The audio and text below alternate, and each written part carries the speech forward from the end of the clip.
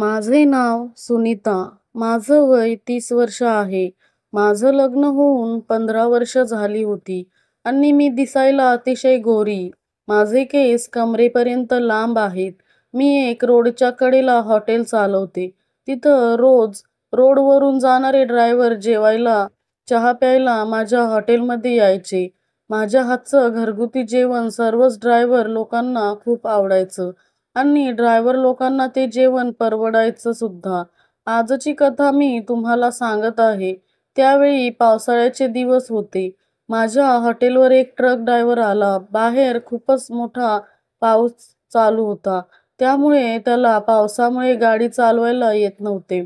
मला तो म्हणू लागला, आजची रात्र राहण्यासाठी मला रूम मिळेल का?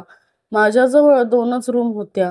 एकच रूम भाड्याने अगोदरच दिली होती. आता माझ्याकडे मी राहायची तीच तेवढी रूम शिल्लक होती. तो खूपच विनंती करू लागला. माझा नवराही आज हॉटेलमध्ये नव्हता, म्हणून मी त्याला माझी रूम आजची रात्र राहण्यासाठी दिली.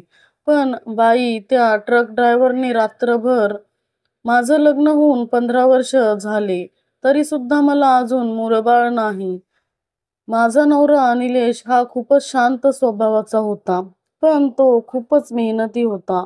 आम्ही दोघेजण मिळून आमच्या हॉटेल सांभाळायचो. सकाळपासून रात्रीपर्यंत आम्ही दोघेच तिथे काम करायचो. पण म्हणावा तसा पैसा आणि कामाची कमाई काही हॉटेलमधून व्हायची नाही. पण तरीसुद्धा आम्ही दोघेजण आज ना उद्या खूप सारा पैसा येईल म्हणून मेहनत करत राहायचो. वाटायचं आमच्याकडे अगोदरच पैसे असता तर आम्ही हॉटेलवर जास्त करून ट्रक ड्रायव्हरच चहा प्यायला थांबायचे. मी जेवणामध्ये भाकरी, वरण, चटणी आणि ताक असं काही जेवणाचा मेनू माझा राहायचा. जास्त करून पंजाबी ड्रायव्हरच हॉटेलवर यायचे आणि त्यांना पंजाबी जेवण आवडायचं. मला पंजाबी आणि चायनीज जेवण बनवायला सुद्धा यायचं. पण माझा नवरा मला चायनीज आणि पंजाबी जेवण तयार करायला नको म्हणायचा. आपलं महाराष्ट्रीयनच जेवण हवं असं म्हणायचा. कधी-कधी एखादा असा दिवस जायचा की एक सुद्धा ग्राहक जेवण करायला यायचा नाही. त्यावेळी माझा नवरा आमच्या हॉटेलच्या शेजारी एक छोटंसं तळं होतं. त्या तळ्यामध्ये नवरा आणि त्याचे काही मित्र एकत्र येऊन तळ्यामध्ये मासेमारी करायला जायचे आणि मासे पकडून ते मार्केटमध्ये जाऊन विकायचे. त्यामुळे माझा नवरा तिकडे गेला की 2-4 दिवस काही हॉटेलवर यायचा नाही. त्यावेळी हॉटेलची सर्व काही जिम्मेदारी माझ्यावरच राहायची. नवरा नसल्यावर काही काही ग्राहक असे काही यायचे ते मला पाहण्यासाठीच. त्यांना चहा प्यायला सुद्धा आवडायचं नाही. पण मला पाहण्यासाठी, गप्पा मारण्यासाठी हॉटेलवर यायचे. मला त्यांची सर्व काही नजर क्षणामध्ये लक्षात यायची. रस्त्यावरून जाणारे येणारे लोक मला अगदी बारकाईने बघायचे. त्याचं कारण असं मी दिसायला सुंदर होतेच आणि त्यात वरून मी हॉटेल आणि लॉज सुद्धा चालवायची. त्यामुळे लोकांचा माझ्याकडे बघण्याचा दृष्टिकोन थोडा वेगळाच राहायचा. पण काही काळानंतर आमच्या हॉटेलच्या पाठीमागून हायवे रोड निघून गेला. त्यामुळे बरीचशी ट्रक आणि वाहने हायवे रोडवरून जाऊ लागले. त्यामुळे माझे ग्राहक आता दिवसेंदिवस कमी होऊ लागले. ज्या कोणांना इथे हॉटेल आणि लॉज माहीत राहायचं तेच लोक या हायवेवरून गाडी हॉटेलकडे वळवायचे. पण नवीन ड्रायव्हर लोकांना माझं हॉटेल येथे आहे हे काही कळायचेच नाही. त्यामुळे माझे ग्राहक खूपच कमी झाले. माझा धंदा जणू बंद पडण्याच्या मार्गावर आलेला होता. घरात पैशांची कमतरता खूपच जाणवू लागली होती. नवरा मासेमारी करून सुद्धा काही म्हणावा तसा पैसा जमा होत नव्हता. म्हणून शहरामध्ये मिस्त्रीचे काम करायला गेला. त्याला मिस्त्रीचे काम सुद्धा माझ्या नवऱ्याला जमायचे आणि शहरामध्ये मिस्त्रीला दिवसाचा पगार सुद्धा चांगला मिळायचा. त्यामुळे नवरा शहरामध्ये जाऊन मिस्त्रीचे काम करू लागला. नवरा मला सांगत होता, आता हॉटेल बंद करायला पाहिजे. पण मीच म्हणायचे की नको, मी तरी घरात बसून काय करणार आहे. म्हणून मी हॉटेल तसेच चालू ठेवले. आता नवरा माझ्या हाती काही 8-10 दिवस लागायचाच नाही. नवरा जवळ नसल्यावर नवऱ्याची कमतरता मला खूपच भासत होती. त्यामुळे आम्ही एकमेकांशी बोलू शकत नव्हतो. नवऱ्याला विचार माझ्या डोक्यात आला, की मी त्याच्या आठवणीत हरवून जायचे. तो एकेकाळी खूप देखणा होता, पण आता तसा राहिलेला नाही. हल्ली तो थोडासा व्यसनही करू लागलाय. तो पूर्वी इतका आनंदी असायचा की त्याचं हसू पाहून मलाही छान वाटायचं. माझ्या नवऱ्याकडे मोबाईलही नव्हता. त्यामुळे नवरा कामावरती निघून गेल्यावर तो गावाकडे कधी येणार आहे याची मला काही कल्पना राहायची नाही. त्यामुळे आम्ही एकमेकांना बोलू सुद्धा शकत नव्हतो. नवऱ्याच्या आठवणीत एकावेळी मी खूपच हरवून जायचे. एकेकाळी माझा नवरा दिसायला खूपच देखणा होता. तो खूप व्यसन सुद्धा करू लागला होता. त्यामुळे माझा आणि त्याचं व्यसनामुळे वादविवाद सुद्धा व्हायचे. तो मला लाडाने सांगायचा की राहू दे, मी आता नंतर नाही व्यसन करणार. त्याच्या बोलण्याने मी सुद्धा राग विसरून जायचे आणि हसायला लागायचे. मला अजूनही मूळबाळ नव्हतं, त्यामुळे मी सुद्धा खूपच दुःखी होते. आणि नवऱ्याला सुद्धा माझ्या मूल हवं होतं. त्यात त्याला मुलगा हवा होता. मला मूल नसल्यामुळे मी गोंधळून जायचे. नवरा म्हणायचा, "मी तुला सुख देऊ शकत नाही" आणि मी सुद्धा त्याला समजून घ्यायचे. पैसा संसारामध्ये कमी असल्यामुळे माझा नवरा खूपच निराश व्हायचा आणि त्याच्या निराशेचं कारण मला कळून यायचं. म्हणून मी सुद्धा माझ्या नवऱ्याकडे कोणताही हट्ट करायचे नाही. नवरा शहरात गेला होता आणि पाऊस चालू होता. अंधारात एक ट्रक आला आणि उभा राहिला. मी आत हॉटेल बंद करणारच होते. त्याने टॉर्च लावली आणि माझ्या हॉटेलकडे आला आणि मला म्हणू लागला, "जेवायला काही मिळेल का?" मी त्याला सांगितलं, "हो, मी लगेच गरमागरम जेवण करून देते." आणि मी त्याला जेवण तयार करण्यासाठी गेले. त्या अगोदर पावसामध्ये गारवा असल्यामुळे मी त्याला अगोदर चहा करून दिला आणि नंतर जेवणाच्या तयारीला लागले. 20 मिनिटातच मी त्यांना जेवण तयार करून दिलं. त्यांनी पोटभर जेवण सुद्धा केलं. त्या दिवशी हॉटेलवर कोणीही नव्हतं. मी आणि तो ट्रक ड्रायव्हरच होता. पावसामुळे रोडवरची वाहने सुद्धा खूपच कमी झाली होती. त्याला मी केलेले जेवण सुद्धा खूप आवडलं. तो म्हणाला, "खरंच तुमच्या हाताला चव न्यारीच आहे." मी त्याला धन्यवाद म्हणू लागले आणि तो म्हणाला, "आता पाऊस तर खूपच वाढला आहे आणि मला काही आता गाडी चालवता येणार नाही. मला राहण्यासाठी रूम मिळाली तर खूपच छान होईल." माझ्याकडे 2 रूम होत्या. त्यातली एक रूम तरी भाड्याने गेली होती आणि आता राहिली दुसरी रूम. त्या रूममध्ये मीच राहायचे. पण तो स्वभावाने आणि बोलायला खूप चांगला वाटला. त्यामुळे मी सुद्धा विचार केले, अगोदरच ग्राहक खूप कमी यायला लागले आहेत आणि त्यात याला जर मी रूम नाही म्हणून सांगितले तर तो नंतर कधीही हॉटेलवर थांबणार नाही. मी त्याला सांगितलं, "आता एकच रूम आहे, पण त्यात मी राहते." तो लगेच म्हणू लागला, "हो, काही हरकत नाही. मी ॲडजस्ट करून घेईन. जर तुम्हाला काही अडचण नसेल तर." मी सुद्धा "बरं ठीक आहे" म्हणून सांगितलं. त्याने ट्रकमध्ये जाऊन आपली बॅग घेऊन आली. मी त्याला रूमवर नेऊन सोडले. रूममध्ये 2च पलंग होते. त्याने आपली बॅग ठेवली आणि रूममध्ये आराम करू लागला. मी माझं हॉटेलमधलं सर्व काही काम उरकून घेतले. तो एका पलंगावर झोपला होता आणि दुसऱ्या पलंगावर मी झोपली होती. मी माझ्या मनातल्या मनात खुश होते. आता रूमचं भाडं येणार आणि तेवढाच पैसा जमा होणार. रात्रीचे 2 वाजत आले असतील. पाऊस काही थांबायचं नाव घेत नव्हता आणि त्यात विजाही खूप चमकत होत्या आणि मला तो थंडीमध्ये खूप काकडत असताना दिसला. मला त्याच्यावर खूप दया आली आणि मी उठून माझ्या जवळची एक चादर घेतली आणि त्याला पांघरायला दिली. तो झोपेत होता, पण खूपच काकडत होता. त्यामुळे मी त्याला झोपेतून उठवायला नको म्हणून त्याला चादर पांघरू घातले आणि पाहते तर त्याला ताप सुद्धा खूप आला होता. तो पावसामध्ये पूर्णपणे भिजला होता. त्यामुळे त्याला इन्फेक्शन झालं होतं. माझ्याजवळ गोळ्या, औषधं सुद्धा होत्या.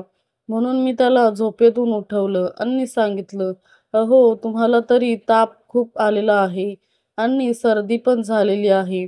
माझ्याकडे काही गोळ्या औषधं आहेत.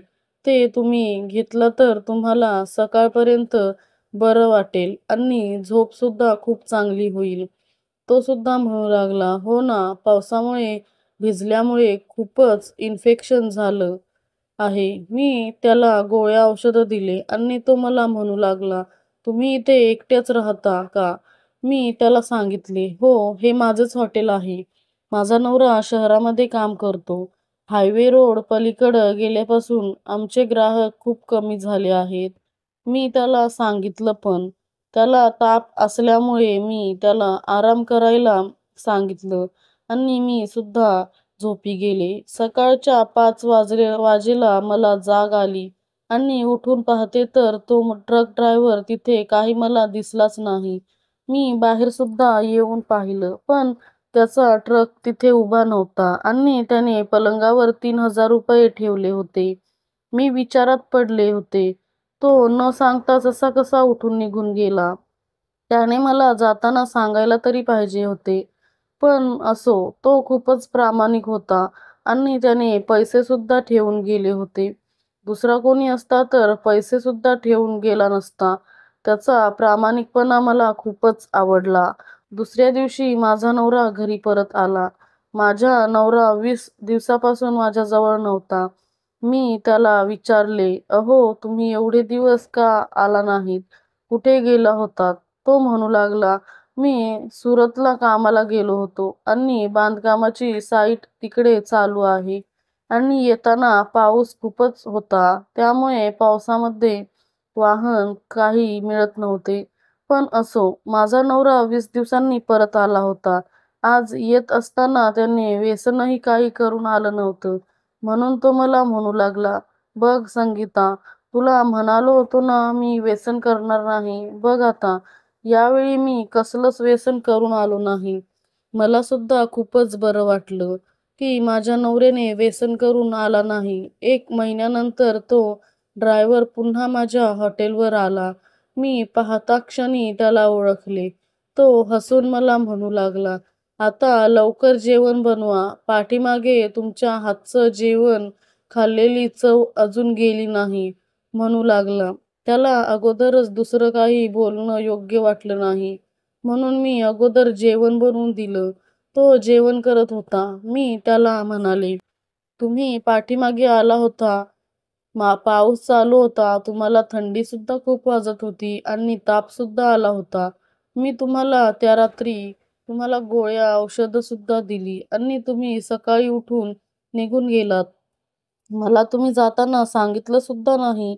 तेव्हा तो म्हणू लागला, "अहो, पावसामुळे गाड्या चालत नव्हत्या आणि गाडी खाली करायची ऑर्डर आली होती आणि गाडीतले सामान वेळेवर खाली नाही केले तर मला दंड बसला असता.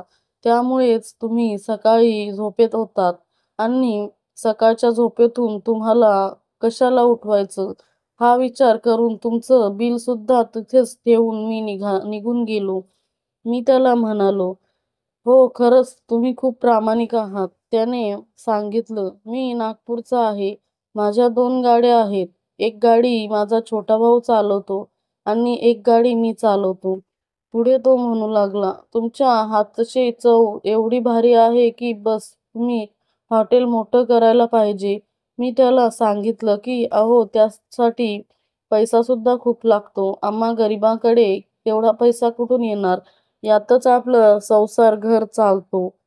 मी त्याला म्हणू लागले. त्याने आता येतो म्हणून सांगितलं आणि जात असताना सुद्धा मला त्याने ₹3000 देऊन गेला. मी त्याला म्हणाले, "तुमचं एवढं काही बिल झालेलं नाही. तुमचं बिल फक्त ₹420 झालं आहे." तो म्हणाला, "अहो, राहू द्या तुम्हाला. पुढच्या वेळेस आल्यावर आणखीन छान सर्व्हिस द्या." आणि हसले अन् म्हणाले, "म्हणजे मी सर्व्हिस छान देत नाही." तो म्हणाला, "अहो, तसं काही नाही. तुम्हाला सहजच म्हणालो." आणि तो गाडी चालू करून निघून गेला. खरंच माझं मन त्याच्यावर आल्यासारखं झालं होतं. त्याचं बोलणं खूपच गोड होतं आणि त्यात त्याचा प्रामाणिकपणा माझ्या मनावर राज्य केल्यासारखंच झालं होतं. तो माझ्या अगदी जवळचाच कोणीतरी आहे असं मला वाटायला लागलं होतं. तो निघून गेला आणि तेवढ्यातच माझा नवरा आला. मी माझ्या नवऱ्याला अगोदरच्या गोष्टीबद्दल आणि आत्ताच्या सुद्धा गोष्टीबद्दल नवऱ्याला सांगितलं की त्या व्यक्तीने तेव्हा गेल्या महिन्यात ₹3000 देऊन गेला होता आणि आता सुद्धा त्याने खुशीने ₹3000 देऊन गेला आहे. माझा नवरा सुद्धा हसू लागला आणि म्हणाला, "सुनीता, तुझ्या हातची चवच तशी आहे. त्यामुळे ते ड्रायव्हर लोक जेवणावर खूप खुश होतात." त्या ट्रक ड्रायव्हरने मला सांगितलं होतं की आता 5 दिवसामध्येच ट्रक खाली होणार आहे आणि नंतर याचं रोडनी मला रिटर्नचे भाडे मिळाले आहे. त्यावेळी जाताना मी परत येईल असं त्यांना सांगितलं होतं. मी माझ्या नवऱ्याला सांगू लागले की तो आणखीन 5 दिवसांनी परत येणार आहे असं सांगितलं आहे आणि मी आणि माझा नवरा आपल्या कामात गुंतून गेलो. त्यांनी म्हणल्याप्रमाणे तो 5 दिवसांनी परत आला. माझा नवरा सुद्धा हॉटेलमध्येच होता. तो दिसल्याबरोबर मी माझ्या नवऱ्याला आतुरतेने सांगू लागले, "अहो ऐका ना, ते तुम्हाला सांगितलं होतं ना, ट्रक ड्रायव्हर तो परत आला. बघा माझा नवरा आत किचनमध्ये काम करत होता." मी त्याला बसायला टेबल टाकला आणि त्याने जेवणाची ऑर्डर दिली आणि माझा नवरा किचनमधून बाहेर आला आणि त्याला पाहताच राहिला. त्याने सुद्धा माझ्या नवऱ्याला पाहिल्यावर जरा गोंधळल्यासारखे केले. जणू माझ्या नवऱ्याची आणि त्या ड्रायव्हरची ओळखच आहे असं मला वाटलं. मी माझ्या नवऱ्याला म्हणाले, "अहो, काय झालं? तुम्ही त्यांच्याजवळ गेलात आणि तो उठून निघून गेला." तेव्हा माझा नवरा मला म्हणू लागला, "तुला माहीत नाही तो व्यक्ती कोण आहे? तो व्यक्ती काही चांगला माणूस नाही." मी माझ्या नवऱ्याला विचारू लागले, "अहो, असं काय म्हणतात? काय झाले ते तरी सांगा. तुमच्या आणि त्या ड्रायव्हरची अगोदरच ओळख आहे का?" तेव्हा नवरा म्हणू लागला, "हो, चांगलीच ओळख आहे त्याची आणि माझी. त्याच्यामुळेच मी आज या परिस्थितीत आहे. पण मला काही कळत नव्हते आणि काय झालं आहे याबद्दल मला काही माहितीसुद्धा नव्हते." मी नवऱ्याला विचारण्याचा प्रयत्न करू लागले. तेव्हा माझ्या नवऱ्याने मला सांगितले, "मी अगोदर ज्या ट्रकवर ड्रायव्हर म्हणून काम करत होतो, हा सुद्धा माझ्यासोबत त्याच ट्रकमध्ये हेल्पर म्हणून काम करायचा. पण एक दिवस आम्ही पेट्रोल पंपावर झोपलो असताना ट्रक चोरीला गेला. पण याने मालकाला मीच ट्रक चोरी केला आहे असा आरोप माझ्यावरती केला. मी कोणतीच चूक केलेली नसून सुद्धा त्या मालकाने मला 1 महिना तुरुंगात टाकले आणि माझ्याकडून ₹5,00,000 सुद्धा वसूल केले आणि त्याच गोष्टीमुळे मी आज एवढा कर्जबाजारी आणि हॉटेल चालवण्याच्या परिस्थितीत आलो आहे." मला सुद्धा माझ्या नवऱ्याचं आज दुःख कळलं होतं आणि मी त्याचं विचारात गुंतून गेले. पण तो जाताना परत हॉटेलमध्ये आला आणि म्हणाला, "मित्रा, जे काही झालं ते एक स्वप्न म्हणून विसरून जा. मी आज खूप चांगली कमाई सुद्धा करत आहे. तुझ्या मनाला वाटते मी मालकाला तुझ्याबद्दल काही गोष्टी सांगितल्या, पण मी तसं काही केलं नाही. मला माहीत आहे हे हॉटेल तुझेच आहे, पण तू माझ्याकडून मदत घेणार नाहीस हे मला माहिती होतं. म्हणूनच मी या पद्धतीने तुला मदत करण्याचा विचार केला." माझ्या नवऱ्यासमोरच मला म्हणू लागला, "वहिनी, तुम्ही तरी याला समजावून सांगा." पण त्याच्या एवढ्या काही गोष्टी ऐकून मला सुद्धा त्याला काही बोलावंसं वाटलं नाही. तो निघून गेला. पण त्याने जाताना एक बॅग त्याने विसरून गेली. त्या बॅगमध्ये तब्बल ₹5,00,000 होते. नंतर आम्हाला 2 महिन्यानंतर मी गरोदर असल्याचा रिपोर्ट आला. मी आणि माझा नवरा खूपच आनंदी झालो आणि सर्व काही विसरून गेलो. तर मंडळी, कशी वाटली आजची कथा? व्हिडिओ आवडला असेल तर लाईक करा, शेअर करा आणि चॅनेलला सबस्क्राईब करा. मात्र अजिबात सबस्क्राईब करायला विसरू नका. तोपर्यंत धन्यवाद. पाहत रहा आणखीन नवीन मराठी कथा.